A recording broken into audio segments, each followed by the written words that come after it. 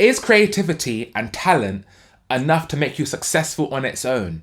As a creative myself, and hopefully a talented one, that's a question I've asked since young. And now that I've been a creative, working as a creative full time for the last decade or so, I now have a few answers and a few gems of wisdom to share with you. So stay tuned and we'll answer this question together. So at the tender age of 10, I began to learn the piano. And at this point, I wouldn't have classified myself as a creative. I just saw a piano, I liked it, and I wanted to learn. But as time went along, I realized that really and truly, I was a creative in every sense of the word. I taught myself the piano all by myself. I've played professionally. I've made my own band. I've made multiple albums, both with the piano and on rapping and singing. I can play the drums, the guitar, the bass guitar, the violin. I run a production company now where we do videos of all types, whether that be wedding videos, corporate videos, music videos, anything creative, I do it. I've also presented on the BBC. Obviously, I do YouTube like I've done here. I have 8 channels, and they're not all successful channels, but 2 of those channels have more than 2,000 subscribers. One of them, the highest, has 3,000 subscribers, and I've done literally thousands of videos over the years. So I'm just creating, writing, making music. Anywhere I go, I'm that creative guy. I love to create all day, every day. I have this hyper-focused thing about me where I can spend 10 hours straight, whether that be on the piano practicing, or making music on Logic, or editing a video for a client. Whatever it is, I'm in. I'm a full creative, and I love it. As time went along, I became a better and better pianist, to the point where I thought, wow, I can actually make a career out of this. So I tried to do it, and I made a band, I made an album, and I went there and I worked as a musician full time until the age of around 24. I was teaching about 30 kids a week while having a band, while making music, while doing shows, corporate shows, shows on my own, shows with my band, for audiences, shows at festivals. In that time, I realized that, hey, I think I'm a creative person, because I ditched going to university and I went straight into having this kind of creative career. And that obviously said, yes, Hezron, you are a creative person, because I'm doing all those typical creative tropes, like not going to university, not really following the system, being that kind of bad boy that just doesn't follow the normal trajectory, but rather the trajectory of a creative musician, artist. That was me. And obviously, I wanted to become successful in my piano career. And at that time, I thought that it would be talent alone that would let me win. I thought that because I was really good at the piano, and not only was I good at the piano, but I was also a showman, so I could put on a good show. I truly believed back then that that was enough to make me successful, because the talent was there, I could do a good show, and the audience would be wowed. I mean, what could possibly go wrong with my career? Well, everything, because as you guys can see, I don't do that career no more. I don't even play the piano pretty much at all anymore. I do about maybe 1 show a year, and that's for like 10 minutes to play for a corporate audience, and I'm gone. That's my piano career. I haven't even got a piano in my house anymore. It's all over. Because I'm 27 now, and that was me when I was 20. So I have all this kind of like years of knowledge of how it really goes down as a creative person. And let me tell you something. Creativity and talent does not pay the bills, because if that was true, I would be making all my money from piano right now, because piano is the best thing that I'm good at. There is nothing else on this earth which I can do better than playing the piano. Everyone is shocked when I play piano for them, every single time.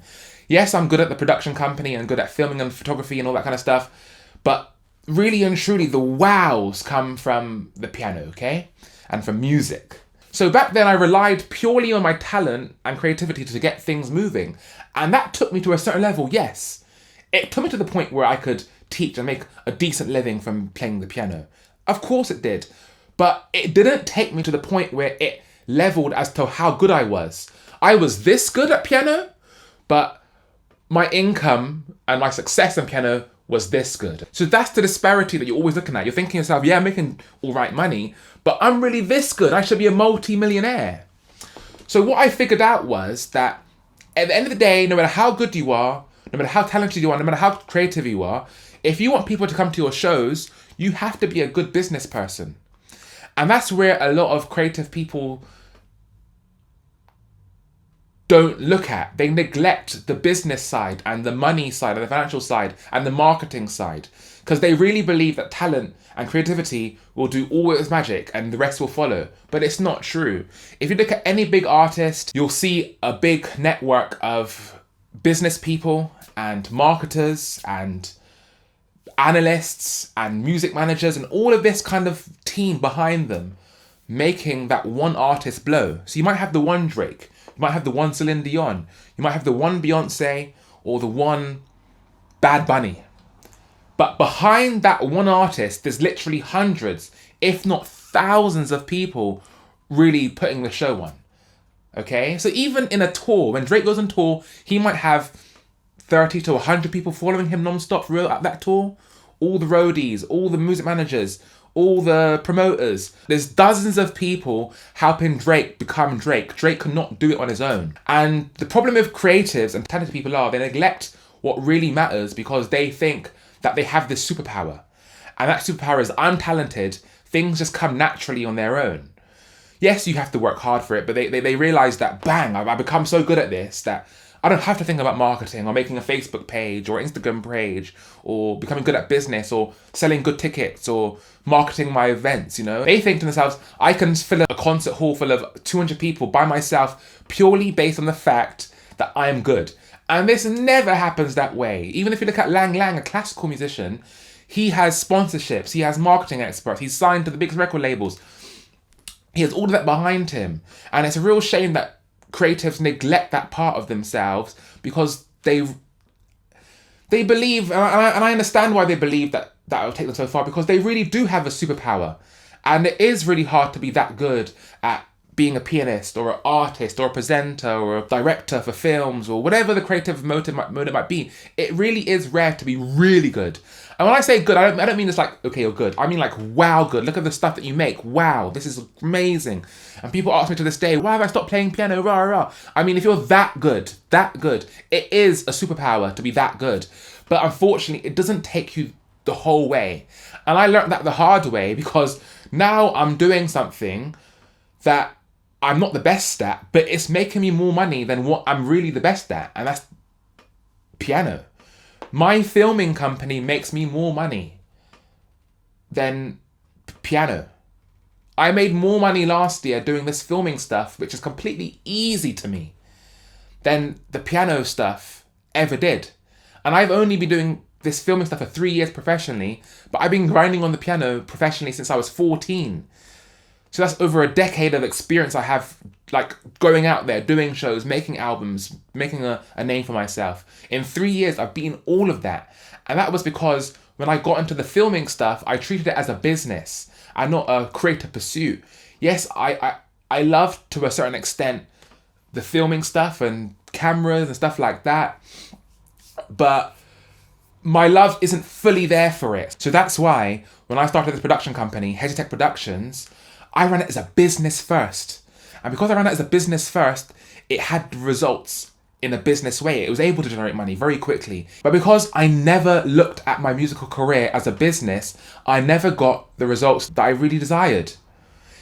Possibly if I had treated my piano career like a business from day dot, potentially I wouldn't even be here telling you this video because I'd be out there making money from my music.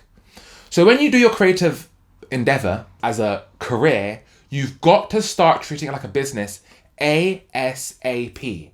Because creativity and talent is not enough to get you to the height that you really want. Because you're sitting back to yourself and you're thinking, oh my gosh, my paintings are so good. You're thinking my music is so amazing. You want it to be out there for people to enjoy it and to embrace it and use it. But that will never happen unless you start thinking like a businesswoman or businessman. Because that's the only way that you can market your products to others, for people to buy them and view them and listen to them and experience your creative produce. There are so many talented creatives out there who will never get recognized because they neglect all of the business stuff, all of the marketing stuff. That is the number one reason why I see creatives and talented people not making it. Yes, even if you do treat this business, not all the time you'll be successful, but I'm telling you, it's the only way if you do want to reach the pinnacles of your career. You might be really, really good at your creative endeavor. The world might even tell you, wow, this is amazing. This is the best thing that they've ever seen. But the real question is, do they want it? That is the difference between you being amazing at what you do and you being amazing at what you do and being successful at it. Because you can be the best creative person in the world at your art, but if the world doesn't want it, no one's going to buy your artwork. No one's going to come to your shows. No one's even going to buy your business produce, because even entrepreneurs, they're creatives by definition. So making a business, a true business, is a creative endeavor because it's all new. So they're artists too. So if the world doesn't want your business product, it could be amazing. It could change their lives. But if they don't want it, if they don't feel the need to buy this now, it's never going to be successful. And that's the key that creators miss out. So they could have this amazing talent, which is amazing. And the whole world, their friends and family, their teachers, their further network is telling them, oh my God, you're amazing. You should do this as a career. But the truth is, in a lot of those cases, if they were to ask themselves, but would they buy it though? A lot of them would say no. Because for all the millions of people that tell me that I'm amazing at playing the piano, are they going to pay £50 to come and see me? No, they're not. But will they come and pay £300 for me to do a photo shoot? Yes, they will. Even though they would actually tell me, Hezron, you're better at piano than photos. But yet they will buy the photos over the piano. So that's the disparity that creative and talented people need to realise. Will people buy your product? And not once, not twice, but consistently. Because to make an income from your art, it needs to be this consistent money. Like, you can't just have, unless you're selling your artwork for £30,000 plus, you can't have just one artwork being sold. You need to have 5 artworks being sold a month for you to make a decent amount of money, for you to live and survive on.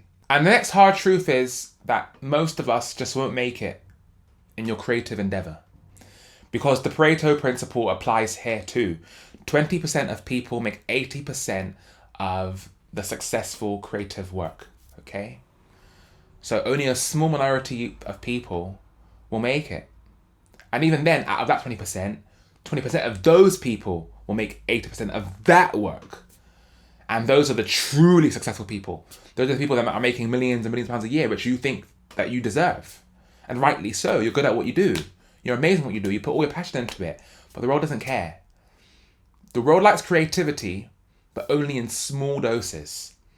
Unfortunately, the world is run by a small number of creatives, and that creative pursuit is run by thousands of people behind them that do the day-to-day work, which isn't creative, but it's keeping that creative vision going.